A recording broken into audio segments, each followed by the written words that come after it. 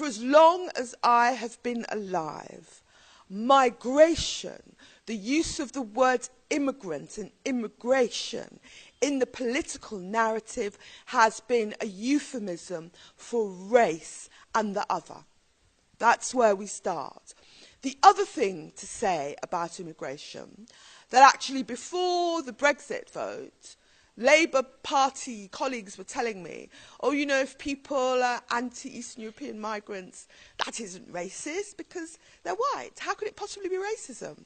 And I had to remind them that if you go back to the Victorian era and you see the way the Irish were spoken about, the way the Irish were discriminated against, the way the commentary on the Irish was a racialised commentary.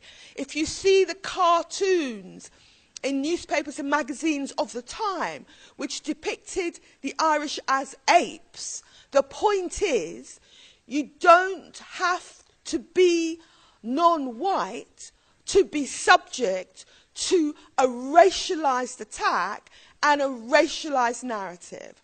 And I can assure all of you that if you go home and you Google some of the things that were said about the Irish in the Victorian era, they now say exactly the same about Eastern Europeans.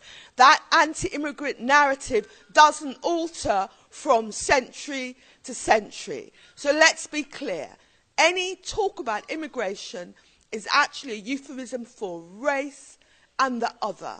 And that applies as much if you're talking about Eastern European migrants, if you're talking about migrants from West Africa or South Asia. So that's the first thing.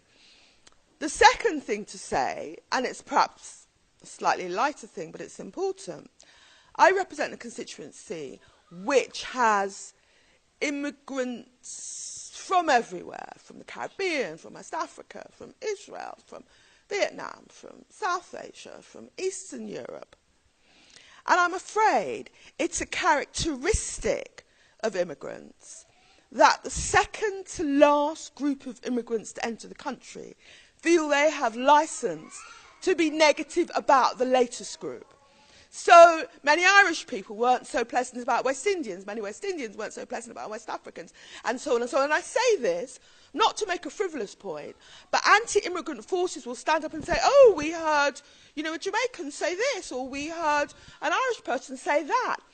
The fact that it is almost a rite of passage for immigrant groups that are a little further along the road to turn and adopt an anti-immigrant narrative to the newest immigrant groups doesn't mean that the anti-immigrant narrative isn't a racialised narrative.